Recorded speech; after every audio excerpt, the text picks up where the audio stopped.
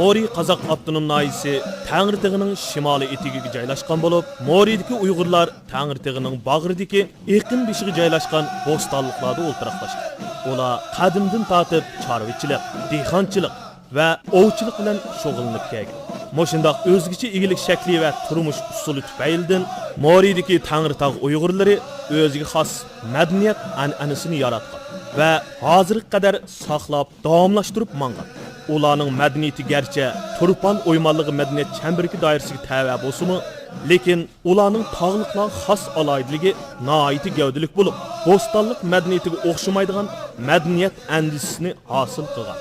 Qatnashning qolaysizligi tufaylidan uzun muddat tashqi dunyo bilan ravon aloqada bulanmaslikdek holat keltirib chiqargan bekinmichilik an'anaviy madaniyatning saqlanib qolishda nihoyatda muhim rol o'ynagan.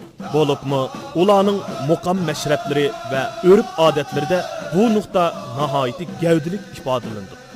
Moridagi Tangirtaq Uyg'urlarining mashrab turlari ko'p bo'lib, ularda qator mashribi, melis mashribi, qiyit mashribi, Oğlaq məşribi, qarlıq məşribi, kök məşribi, topuq məşribi, nikah məşribi, bəygi məşribi qatarlıq məşrəblərinin həmmisi saxlanğan.